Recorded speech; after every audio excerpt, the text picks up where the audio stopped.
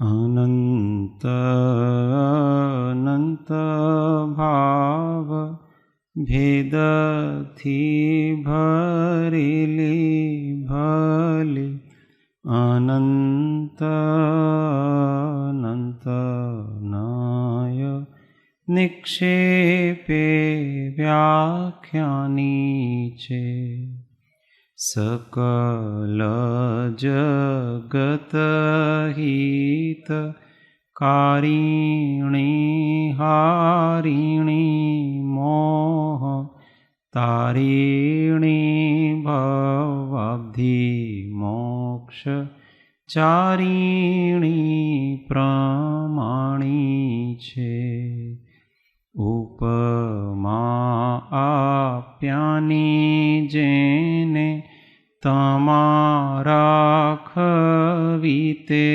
व्यर्थ आपवाथी निज मति मापाई में मानी छे अहो राज चंद्र बाळ ख्याल नथी पाम जिनेश्वर ताणी वाणी जाणी तेणे जाणी छे गुरुराज ताणी वाणी जाणी तेणे जाणी छे मोक्षमार्गस्य नेतारं भेतारं कर्मभूभृतां ज्ञातारं विश्वतत्त्वानां वन्दे तद्गुणलब्धये वन्दे तद्गुणलब्धये ॐ जय जिनेन्द्र जय सद्गुरु।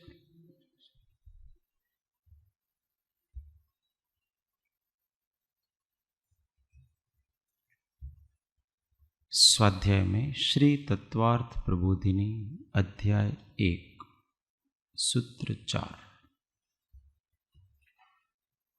संवर तत्व का यथार्थ लक्षण पृष्ठ संख्या 68 गुजराती में 58 सूत्र पारायण सूत्र क्रमांक 1 सम्यक दर्शन ज्ञान चारित्राणि मोक्ष मार्गः 2 स्थानं सम्यक दर्शनम् 3 तन्निसर्गा दधि गमात्वा 4 जीवा जीवाश्रव बंध संवर निर्जरा मोक्षास्तत्वम्।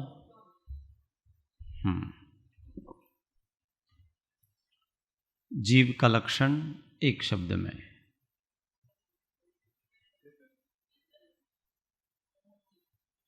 मूर्ति जीव का लक्षण एक शब्द में कहना है चैतन्य उपयोग करो।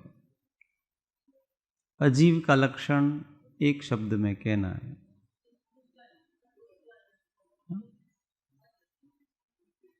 मूर्ति आकाश मूर्ति के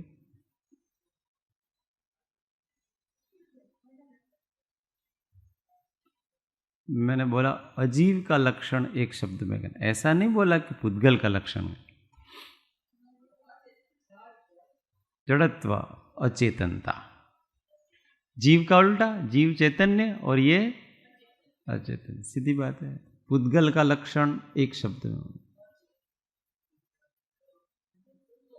अचेतन कहो तो अतिव्याप्ति आ जाएगा। क्यों? क्योंकि अचेतन तो पुद्गल के अतिरिक्त और भी है, इसलिए इसका लक्षण मूर्तिकपना। धर्मास्तिकाय का लक्षण गति हेतुत्व, अधर्मास्तिकाय का स्थिति हेतुत्व। आकाश का काल का वर्तना, आश्रव का एक शब्द में लक्षण करूंगा, कर्म का, योग तो कारण है, कर्म का आना वो आश्रव, किसके कारण से होता है? योग के कारण, तो योगी आश्रव। बंध का लक्षण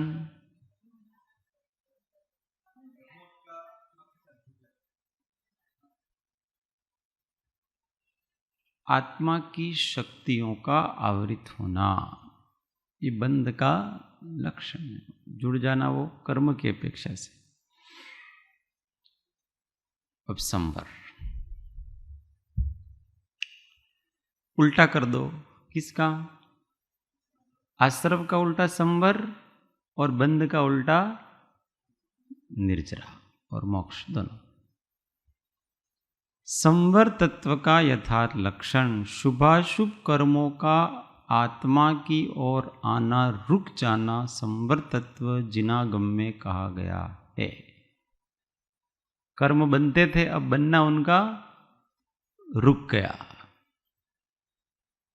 जिन जिन कारणों से आश्रव होता है उनसे ठीक विपरीत कारणों से संवर होता है। कषाय जिसमें मिथ्यात्वादी गर्भित हैं और योग प्रवृत्ति प्रदेश परिस्पंदन आश्रव के मूल कारण माने गए हैं, पिछली अध्याय में पढ़ा आपने। उनके ठीक विपरीत कषाय निग्रह और योग निग्रह संवर का मूल जानना चाहिए, एवं कषाय निग्रह और योग निग्रह का मूल आत्मा के मोह राग द्वेष रहित साम्य परिणाम कहे गए हैं। इसलिए त्रिगुप्त युक्त मोह क्षोभ रहित साम्य भाव ही निश्चय से संवर तत्व सुग्न पुरुषों को स्वीकार करना चाहिए। त्रिगुप्त युक्त साम्य भाव ही परमार्थ से संवर तत्व का निर्दोष लक्षण है, क्योंकि जहाँ जहाँ त्रिगुप्त युक्त साम्य भाव है वहाँ वहाँ संवर अवश्य होता है, तथा जहाँ जहाँ त्रिगुप्त युक्त साम्य भाव नहीं है वहाँ वहाँ आश्रव अवश्य होता है। ऐसा व्याप्ति संबंध त्रिगुप्त युक्त साम्य भाव का संवर तत्व के साथ सिद्ध होता है। दो तरफ से लेना। देखो, कषाय से भी आश्रव होता है, योग से भी आश्रव होता है। आश्रव का मतलब समझना, कर्म बनना। कर्म किससे बनता है? चार बातें होती है तो कर्म का निर्माण होता है: प्रकृति, प्रदेश, स्थिति और अनुभाग। तो इसमें योग के कारण से तो प्रकृति और प्रदेश की रचना होती है, और कषाय के कारण स्थिति और अनुभाग की रचना होती है। ये दोनों उसमें कारण बनते हैं। इसलिए अगर हमको कर्म का आना रोकना है, मतलब कर्म की रचना को रोकना है, नया नवीन कर्म बंद नहीं होने देना है, तो क्या करना पड़ेगा? एक तरफ योगों का निग्रह करना पड़ेगा और दूसरी तरफ कषाय का निग्रह करना पड़ेगा। इन दोनों का निग्रह करेंगे तो नया कर्म नहीं आएगा। योगों को तो गुप्ती से रोका जाता है और कषाय को समता भाव से रोका जाता है। कोई यूं पूछे कि योग कितने हैं? मन, वचन, काय, 3 योग हैं। उसमें अब अपनों ने काया की प्रवृत्ति को रोक दिया, वचन की प्रवृत्ति को रोक दिया, मन की प्रवृत्ति को भी रोक दिया। अब फिर अलग से साम्य भाव की क्या जरूरत है? फिर आपने मन को भी रोक दिया है। मन को रोक दिया तो अपने आप समता आएगी कि नहीं आएगी? साम्य भाव अपने आप आएगा कि नहीं आएगा? बोलो। इसलिए केवल त्रिगुप्ती से काम चल जाएगा, समता भाव की जरूरत नहीं। ऐसा यहां पूछा जिज्ञासा में। केवल त्रिगुप्ती को ही संवर तत्व माने तो क्या दोष है? तो मन का निरोध और समता भाव, इन दोनों में कुछ अंतर दिखता है?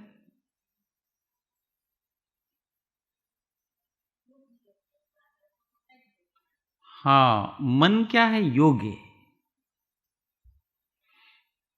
संकल्प विकल्प को, विचार को आपने भले रोक दिया है, संकल्प विकल्प रूप विचार है,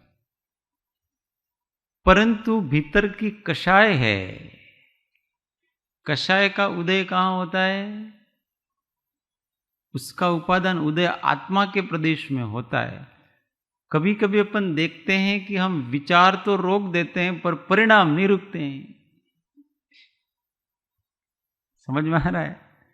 विचार तो जैसे अपने को गलत गलत विचार आए, खोटे खोटे, और फिर हमने उन विचारों को रोक दिया, अच्छे विचार लाए, यार ऐसे विचार नहीं करना चाहिए, ये गलत है, ऐसा है वैसा है, फिर भी वो परिणाम नहीं रुक रहा है। इसका मतलब आपने मन को तो रोक दिया पर अभी आपका आत्मा नहीं रुक रहा है। समझ में आ रहा है? परिणाम तो परिणति है ना चैतन्य तत्व की। केवल विचार के निग्रह से उसका निग्रह होता नहीं है, ये अंतर है। ये तो केवल आपने आपके ज्ञान के व्यापार को रोका है, पर वहां चारित्र का व्यापार चल रहा है। अंदर चारित्र की परिणति अंदर चल रही है, उसको रोकना बहुत जरूरी है। और इसके लिए साम्य भाव की जरूरत है, समता भाव की जरूरत है। ऐसे तो मन को जड़ समाधि के द्वारा रोका जाता है। आप किसी एक वस्तु पे एकाग्र हो जाओ, मन रुक जाएगा। श्वास के द्वारा भी मन का रोध होता है। आती जाती श्वास के ऊपर आप ध्यान रखो, किसी बिंदु पे ध्यान रखो, हमको लगेगा कि हमारे विचार चल ही नहीं रहे। स्थूल रूप से तो हमने मन को रोक दिया पूरी तरह से, कोई दूसरा विचार नहीं है। अथवा किसी एक विचार पे एकाग्र हो तब भी मन रुक जाता है। पर परिणाम का रुकना ये बहुत महत्व की वस्तु है।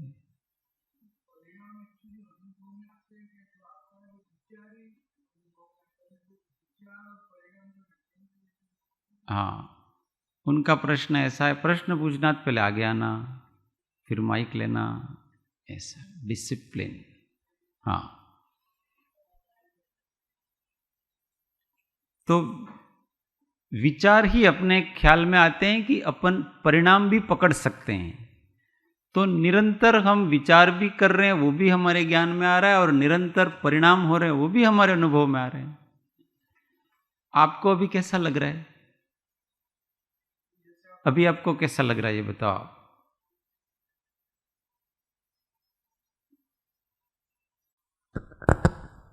अभी भी जो पता चलता है वो विचार का ही चलता मैंने है। ये पूछा कि आपको अभी कैसा लग रहा है? आप अब अच्छा महसूस कर रहे हो कि बुरा महसूस कर रहे हो? अच्छा महसूस कर रहा हूं। ये किसने जाना? मैंने। बस, तो आपके अनुभव में आता है कि नहीं? अच्छे भाव और बुरे भाव ये अपने अनुभव में आते हैं कि नहीं? कुछ विचार नहीं करो तो भी आप अच्छा अथवा बुरा महसूस करते हो, करते कि नहीं करते? ये जो हम अपने आप को अच्छा महसूस करते हैं, कभी प्रसन्न, कभी अप्रसन्न, कभी सुखी, कभी दुखी, ये जो हम अपने आप को महसूस कर रहे हैं वो परिणामों का अनुभव आ रहा है। और विचार कर रहे हैं अपन, विचार होते हैं वो विकल्प हैं, श्रुत के हैं। मैं ऐसा हूं, मैं अभी अच्छा महसूस कर रहा हूं, ये विचार है। और अच्छे पने का एहसास ये भाव है। समझ में आ रहा है? બેકઅપ માઇન્ડ જે ચાલે છે એ પરિણતિ એવું સમજાય, એવું સમજવું बैक છે? और ये सब एक साथ आत्मा में ही चल रहे हैं। यहाँ बैक और आगे और पीछे कुछ नहीं है। यहाँ एक आत्मा है, और उस आत्मा में ज्ञान गुण भी अपना काम कर रहा है, चारित्र गुण भी अपना काम कर रहा है, श्रद्धा गुण भी अपना काम कर रहा है, सब अपने अपने काम कर रहे हैं। तो जैसे आपका ऐसा विचार आ रहा है अभी कि मुझे अभी अच्छा लग रहा है, तो ये क्या है? विचार है, ये विकल्प है। और उस समय जो आप फील कर रहे हो ये क्या है? आपका परिणाम है। सतत परिणाम भी चल रहे हैं, सतत विचार भी चल रहे हैं, क्योंकि सतत चारित्र गुण भी चल रहा है, सतत ज्ञान गुण भी चल रहा है। ये तो सब अपने अपने, तो कोई यहाँ आगे पीछे नहीं है, यहाँ सब एक साथ है। जनरली विचार जैसा चलता है वैसा ही परिणाम चलता है। मैं तो अच्छे विचार करते हो तो अच्छा फील होता है। हाँ, वो ऐसा है। अच्छे विचार के द्वारा अपन अच्छी फीलिंग ला सकते हैं, परंतु वो उसके ऊपर कोई डिपेंड नहीं है। अगर विचारों के ऊपर परिणाम डिपेंड हो तो समाधि में तो कोई विचार ही नहीं किया जा रहा है, अथवा सिद्ध भगवान के तो कोई विचार ही नहीं है। इसलिए उससे कोई लेना देना, उसका उदय से लेना देना है। अच्छी फीलिंग बुरी फीलिंग इसका किससे लेना देना है? विचार से लेना देना नहीं है, उदय से लेना देना है। अगर आपका उदय अंदर से अच्छा नहीं है, आप कितने भी अच्छे विचार करो, परिणति बदलना ये बहुत कठिन चीज है। इसलिए तो उसको तप कहा है। इच्छा का निरोध, वासना का क्षय, ये आपकी परिणति बदलेगा।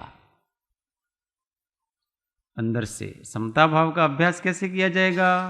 तप से समता भाव आता है, उससे कर्म निर्जरा होती है।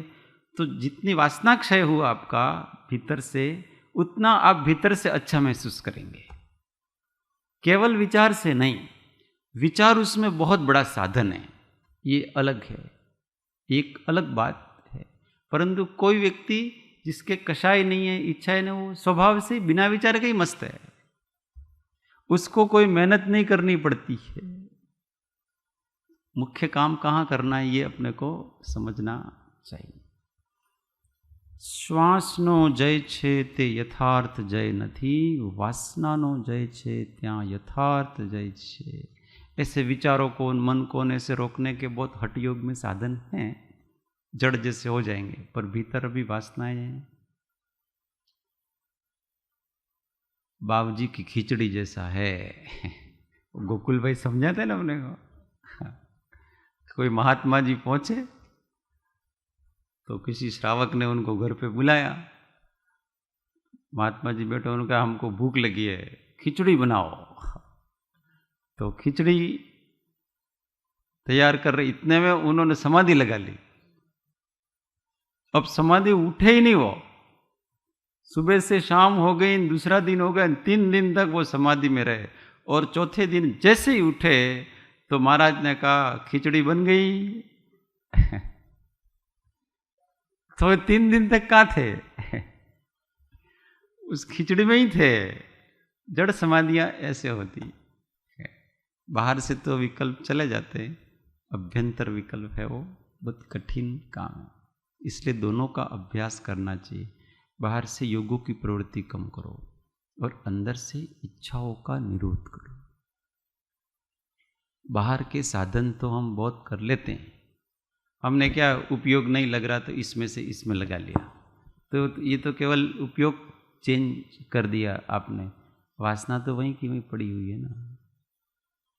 उस वासना को भी विचार के द्वारा ही क्षय किया जाए। ऐसे साधनों का हम दिल लगी कर देते हैं। साधना में कैसे कर देते हैं? जिसमें दिल लगे वो कर लेंगे। चलो अभी स्वाध्याय में मन नहीं लग रहा है, चलो ऐसा करते हैं हम कि थोड़ी भक्ति कर लेते हैं। फिर भक्ति में भी मन नहीं लगेगा, फिर चलो यार ऐसा करते हैं थोड़ा कुछ और काम कर लेते हैं। ये दिल लगियां हैं। ऐसे ही साधन किए हैं जीव ने। मनोरंजन, ये कोई मनोरंजन नहीं है। विचार के द्वारा शोध की जाए कि अभी मेरी प्रॉब्लम क्या है, उसकी तह में जाओ। उसके अपन तह में जाएंगे तो हमको दिखेगा हमारी कोई न कोई इच्छा और उसके पीछे हमारा अज्ञान। ये 2 बातें हर एक समस्या की जड़ में होती है। उसका प्रत्यक्ष कारण इच्छा है और उसके पीछे अज्ञान, मोह काम कर रहा। अब ये पकड़ में आ गई तो मोह के ऊपर टारगेट होगा। जिसका मोह है उसको छोड़ो, इच्छा अपने आप चली जाएगी। वही राम जी का उदाहरण, बहुत परेशान थे, सीता का त्याग करूं कि राज्य का त्याग करूं कि मैं क्या करूं, रात भर सोते ही नहीं, नींद ही नहीं आती। जब दुविधा में हो, अपना ज्ञान काम नहीं करता है, तो गुरु याद आते हैं। जो विनयवान जीव होते हैं, सरल जीव होते हैं, वो गुरु के पास जाते हैं प्रेम से, मेरे से ये नहीं जीता जा रहा, मैं समझ में नहीं आ रहा, मैं क्या करूं, समस्या।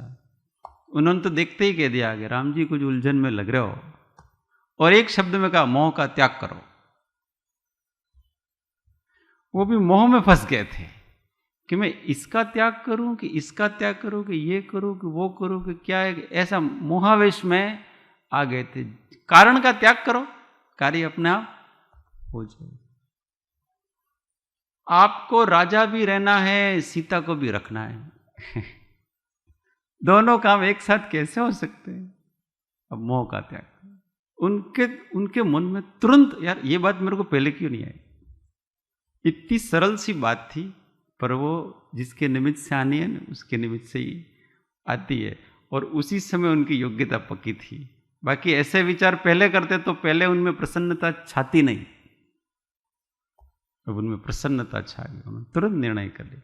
इन सब का मूल तो यही है ना कि मैं राजा बना रहना चाहता हूं, मेरे राजा बने रहने की इच्छा ही इसमें काम कर रही है।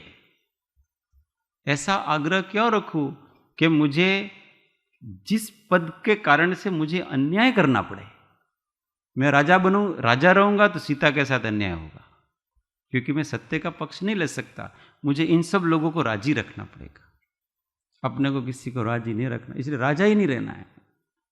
देखो, राज्य के मोह का त्याग कर दिया उन्होंने। जैसे ही मोह का त्याग किया, और फिर कर्मों ने गणित बदली अपनी, सब उनके पक्ष में हो गए। फिर सीता भी उनके पक्ष में होगी कि नहीं, आप राजा रहो, मैं ही आपको छोड़ के चली जाती हूं। कभी कभी अपन मोह छोड़ते हैं तो सारी परिस्थिति अपने पक्ष में आ जाती है, परंतु हम मोहासक्त ऐसे होते हैं कि कभी कभी उसको छोड़ नहीं पाते, हम उसमें उसके दासत्व में आ जाते हैं। जैसे ही छोड़ो, आपके लिए बहुत बड़ा संसार है और आगे का मार्ग बहुत खुला हुआ है। जहाँ जहाँ मोह आ जाता है वहाँ, और वहाँ कहीं ना कहीं अपनी इच्छाएं काम करती है।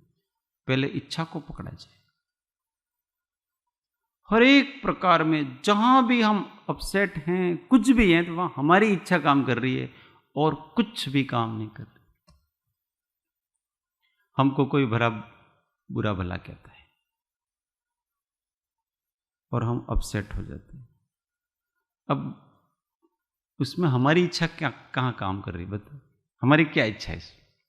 उसने हमारी निंदा की और हम उसमें अपसेट हो गए, तो कोई हमारी तो इच्छा दिखती नहीं है, परंतु वह हमारी इच्छा है। ये जीव ऐसा चाहता है कि सब लोग मुझे अच्छा ही कहें, बुरा कोई नहीं कहे। ऐसा दुराग्रह क्यों रखना कि कोई अपने को बुरा ना कहे? सबके मन में मेरी छवि इतनी स्वच्छ होनी चाहिए, सब मेरे बारे में अच्छा सोचे। ऐसा दुराग्रह जो रखेगा वो दुखी होगा। आज भगवान महावीर की छवि भी सबके मन में अच्छी नहीं है, हमारी छवि कैसे अच्छी होगी सबके मन में? ये दुराग्रह छोड़े। तो ये दुराग्रह है कि सब हमारी प्रशंसा करें। क्यों करें? वो उसके परिणाम के हिसाब से करेगा, आपके हिसाब से नहीं कर रहा है, उसकी जैसी परिणति है उसके हिसाब से। तो वहां ये इच्छा को पकड़ो और उसको निकालो। ऐसी दुरिच्छाएं क्यों रखना? ऐसे दुराग्रह हर एक वस्तु में देखें अपन, गहरे जाएं। समता भाव ऐसे आता है, दिल लगिया करने से नहीं आता है। ऊपर ऊपर से अपन उपयोग घुमा लेते हैं, बस इसमें मन नहीं लग रहा है तो इस जगह को, इस व्यक्ति को छोड़ दिया, इस जगह को छोड़ दिया, थोड़ा ये कर लिया, थोड़ा वो कर लिया, परंतु वहाँ तो वापस वही डेवलप हो जाता है सारी चीज। हर एक वस्तु को गहरे जाकर के तत्काल नष्ट कर दिया जाए और जैसे कुछ है ही नहीं ऐसा चैतन्य को कर दिया जाए, वहीं के वहीं समाधान। तो ये जो तत्व ज्ञान के आश्रय से जो निग्रह हो रहा है कषाय का, वहां किसी भी निमित्त को कोई दोष नहीं दिया जा रहा है, जरा भी। सहनशीलता और समता भाव में अंतर समझे। सहनशीलता में अभी भी उसको यह है कि ये परिस्थिति थोड़ी बदले, अभी भी उसको यह है कि सामने वाले ने मेरे साथ ऐसा किया है परंतु मेरा भी कभी उदय अच्छा आएगा। अभी भी वो सामने वालों को थोड़ा कहीं दोषी मानता है और अपने क्या है परिस्थिति में फंस गए, इसलिए सहन करने के अलावा कोई उपाय नहीं है। जहाँ निरुपायता छे ત્યાં सहनशीलता सुखदायक छे। ऐसा करके हम बेमन से सहन करते रहते हैं। कभी अपना भी समय आएगा, क्या सोचते हैं अपन, कभी अपना भी समय आएगा। हमेशा दुख रहते नहीं हैं, दुख के बाद सुख भी आते हैं। ये सब चीज़ें हमारे मन में चलती, इसका मतलब हम अभी भी उस दुख से परेशान हैं, उसको दुख मान रहे हैं। और जैसे ही आपके अंदर ज्ञान की तरंग उठी, अरे ये मैं कहाँ चढ़ गया उसमें, ये सामने वाला तो मेरे न सुख का कारण है ना दुख का कारण है।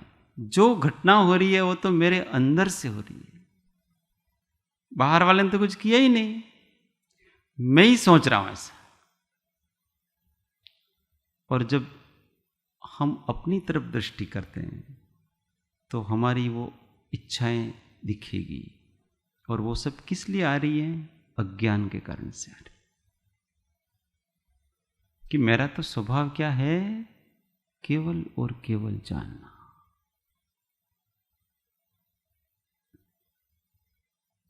परंतु मैं अपना काम भूल गया।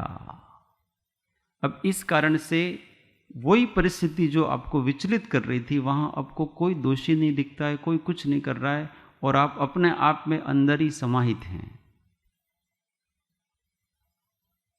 ये समता कहलाती है। तत्व विचार से समता आती है। और जो सहनशीलता है वो तो ढोना है और कुछ नहीं है। अपने आप को ढोना है। प्रतीक्षा करेंगे हम सुख की। लोग सुख की प्रतीक्षा करते हैं और सुख की प्रतीक्षा में दुख के दिन निकाल देते हैं। कभी हमारे भी सुख के दिन आएंगे, ऐसा करके वो दुख के दिन को सुख की प्रतीक्षा में निकाल देते हैं। और वो अर्थ ध्यान में, इसका मतलब अभी आपको सुख की चाह है, तो ऐसा थोड़ी कि आपके सुख के दिन आए तो वो तो बीत जाएंगे, फिर थोड़े समय में बीत जाएंगे, फिर आप दुखी हो जाएंगे, फिर उसकी प्रतीक्षा में निकाल दोगे। ऐसे तो इस जीव ने अनादिकाल से कर रखा है। नहीं, इसी समय हम परिपूर्ण चैतन्य हैं। इसी समय अपने आप को निर्विकल्प किया जाए। मुझे कोई भविष्य का सुख नहीं चाहिए, मैं स्वयं सुख स्वरूप आत्मा हूं। ये साम्य भाव है, इससे संबर होता है। किसी का दोष नहीं दे सकते, कर्म का दोष मान सकते हैं कि नहीं मान सकते? कर्म बेचारे जड़ हैं, उनका क्या दोष मानना। कर्म का दोष मानता है जीव, यही सबसे बड़ी उसकी भूल है। कर्म का कोई दोष नहीं है। कर्म पुद्गल है। एक पुद्गलों का क्यों दोष? दोष जो है तो वो केवल इस जीव का है।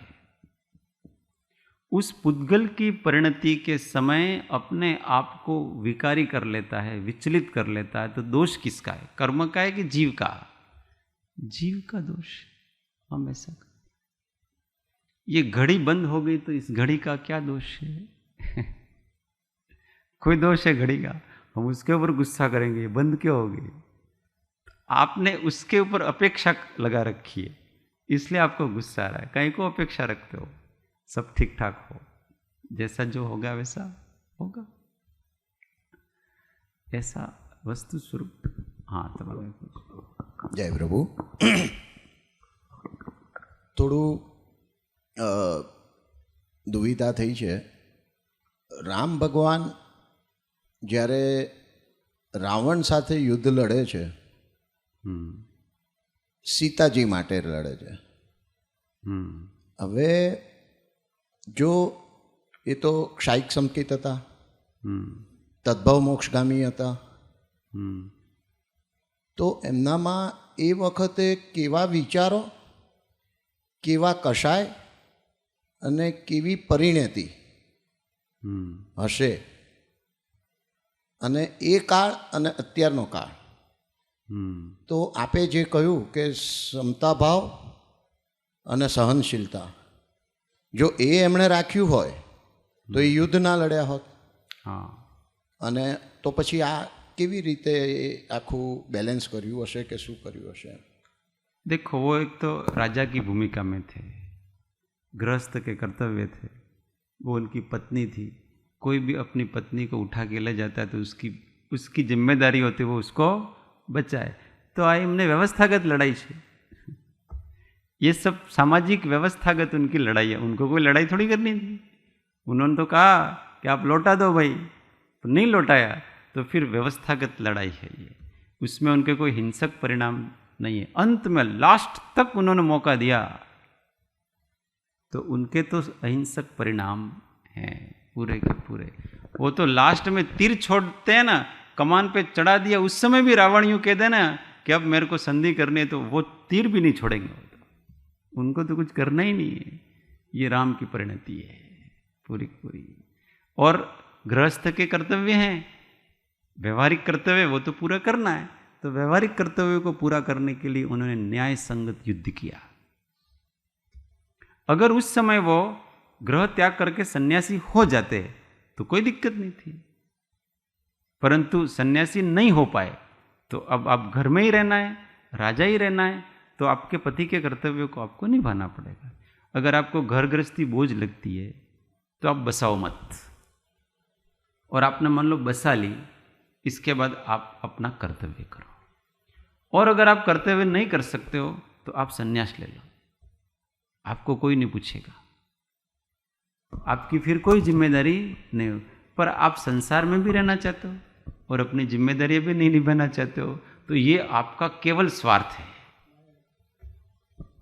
ऐसा स्वार्थ तो अज्ञानी मूढ़ जीवों को होता है. ज्ञानी जीव इतने स्वार्थी नहीं होते हैं. वो तो मैंने विवाह किया है तो मेरे को कर्तव्य निभाना, इसकी रक्षा करनी है, પહેલે સોચતે નહીં કરना है. અને ઘટના ઘટી ગઈ પછી પણ ત્યારે પણ સંન્યાસ ન લઈ શકે કે સીતાનું જે થવું એ થાય, મને અત્યારે વૈરાગ્ય આવ્યો છે, એ પણ અયોગ્ય છે ને. तो वो तो उदय એ नहीं તો आया ना. નહીં, માનો કે કોઈ આપણે કાલે ક્લાસમાં કહ્યું હતું, કોઈ મુનિનું દ્રષ્ટાંત આપ્યું હતું કે મારે આ હિંસા નથી કરવી, તો પોતાના ઉપર એ ઘટી શકે પણ એ કર્તવ્ય ચૂકી ન શકે. સીતા માતાને નોધારા ન મૂકી શકે અને ત્યારે ને ત્યારે એને વૈરાગ્ય આવી જાય ને સંન્યાસ લઈ જઈને સીતા માતાનું જે થવું એ થાય. ऐसा वैराग्य आया नहीं. वो तो पद्म पुराण में स्पष्ट लिखा है. वो कहते हैं उनको, लक्ष्मण जी को, कि ये बहुत दुख के दिन चल रहे हैं और क्या करें, संयम का उदय नहीं है. ऐसे वचन कहते हो, संयम का उदय नहीं है हमारे, तो इसलिए हम संयम ले नहीं सकते हैं और इन कर्तव्यों का पालन करना ही है, ये दुखों को झेलना ही है, क्या करो इसका. ऐसी परिस्थितियों में कभी आ जाते हैं.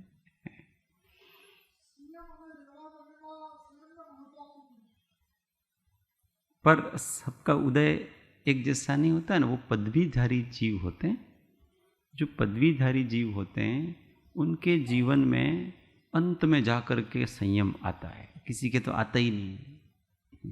वैसे के वैसे रहते हैं.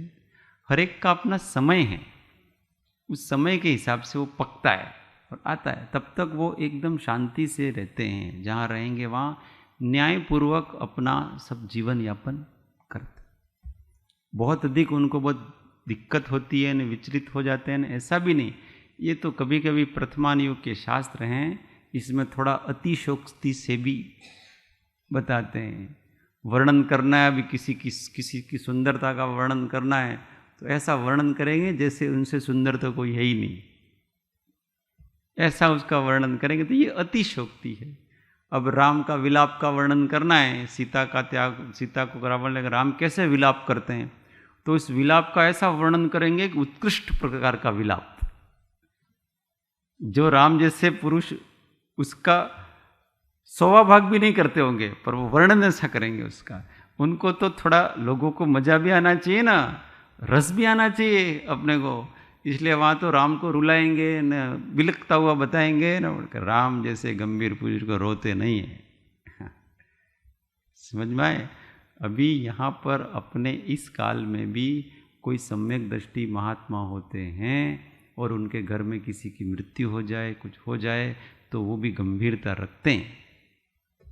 तो आप राम जैसे व्यक्ति से ऐसी कल्पना थोड़ी कर सकते हैं, पर यह तो अतिशोक्तिपूर्ण वर्णन होते हैं, इसको बड़ी ज्ञान दृष्टि से समझना चाहिए। कुछ वर्णन अभी आप पुराण पढ़ोगे ना तो बात बात में ऐसा आएगा, राम को जैसे ही पता चला कि रावण उठा के ले गया वो मूर्छित हो गए तुरंत मूर्छित, चक्कर आ गए उनको ऐसे।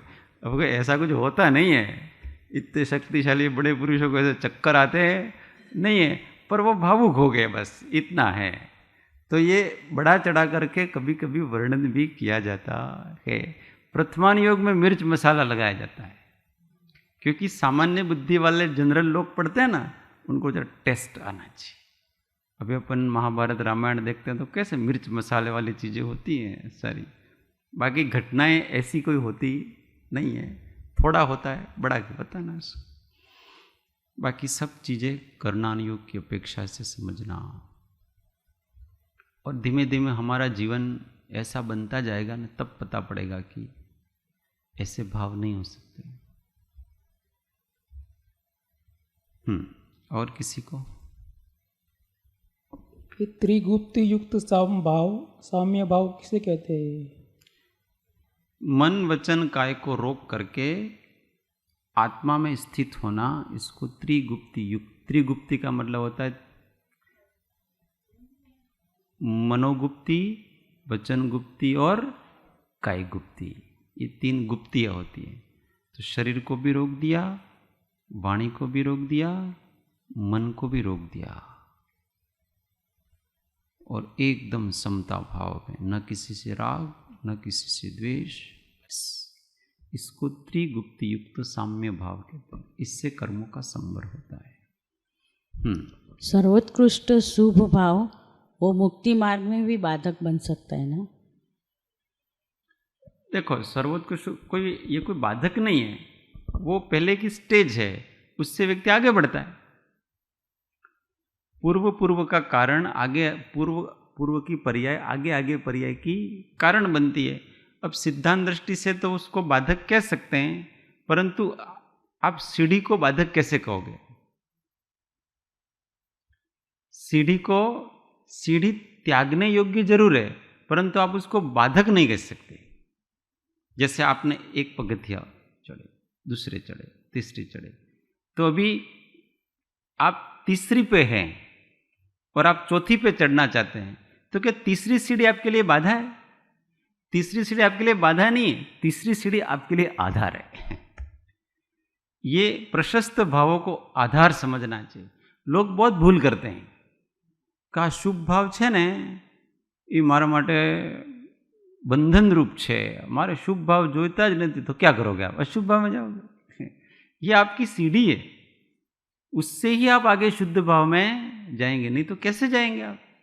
नहीं तो हमारा आज है ना, आज तीसरी सीढ़ी बाधक है, अब उसको छोड़ दो, आप नीचे गिरोगे। चौथी पे तो चढ़े नहीं, और चौथी पे कब चढ़ सकते हो पता है? उस तीसरी सीढ़ी पे पांव रख करके ही चढ़ सकते। इसलिए प्रशस्त शुभ भाव के बिना शुद्ध भाव भी नहीं आता। ये शुभ होते होते होते होते फिर शुद्ध के लक्ष्य से आ जाते हैं। हमेशा पुण्य को कभी भी हेय नहीं समझना, त्यागने योग्य पुण्य भाव समझना, प्रशस्त भाव। पुण्य का उदय नहीं, पुण्य भाव अलग होते हैं और पुण्य का उदय अलग होते हैं। प्रशस्त भाव हैं भगवान की भक्ति के, आत्मचिंतन के, तत्व विचार के, ये सब प्रशस्त भाव कहलाते हैं। तो ये तो हमेशा अपने को आगे बढ़ाते हैं। उनके प्रभाव से पुण्य सामग्री का योग होता है। आपको अच्छा घर मिलेगा, अच्छी पत्नी मिलेगी, अच्छे बच्चे मिलेंगे, धन दौलत सब मिलेगी, ये है ये गिराते हैं अपने को। पुण्य भाव नहीं गिरा रहा है, पुण्य का फल अपने को गिराता है, जो कि बाहर है मात्र पौद्गलिक है।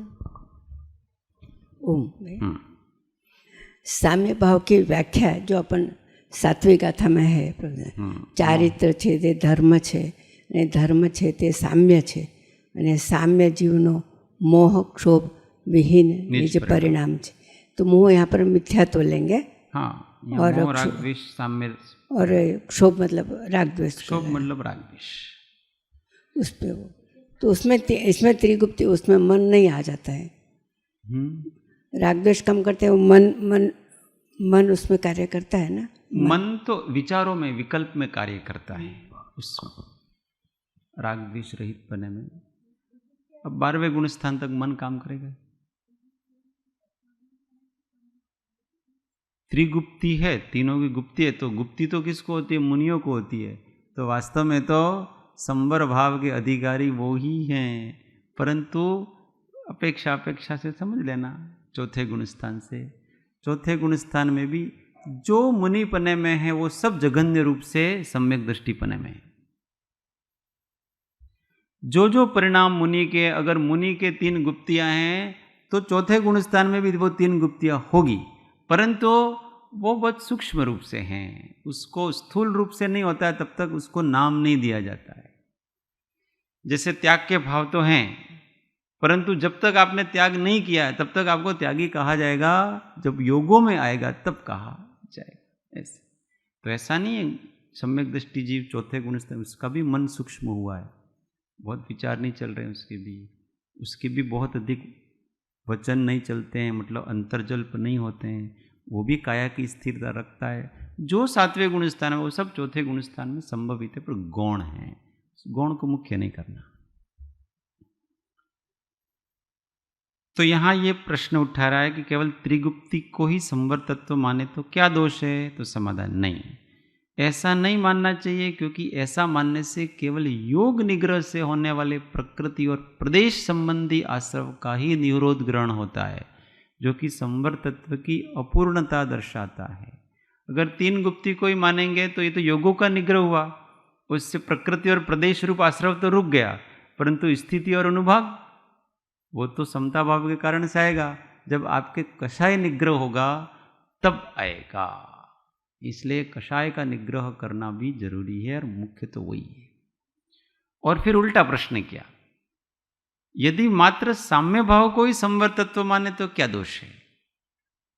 योगों की प्रवृत्ति नहीं माने अपन, योग तो वैसे के वैसे रहे और समता में स्थिर हो जाएं, तो भी तो कर्म रुक जाते हैं। तो ऐसा भी नहीं, दोनों जी जरूरी है।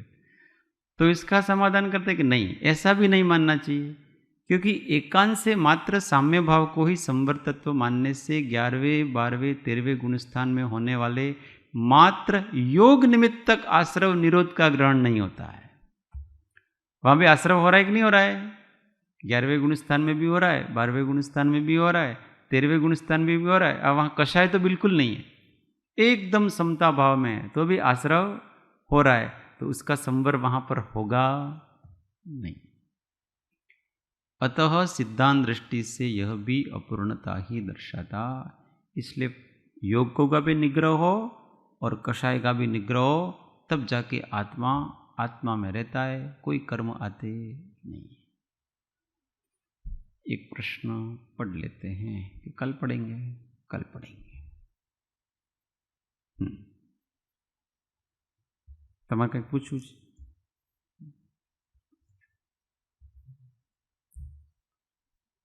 कुल मिलाकर के क्या करना है? हमेशा अपने को अपने स्वभाव का स्मरण करके शांत रहना है।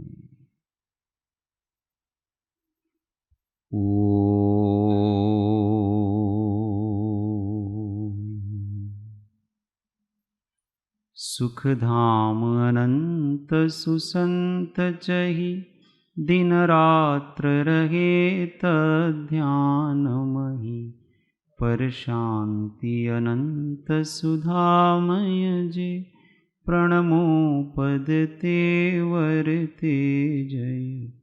हो प्रणमो पद ते वरते जय। बोलो महावीर स्वामी पंच परमेष्ठी परम कृपाणु सद्गुरु सब संतन की जय। शुद्ध आत्मदेव की जय। ओ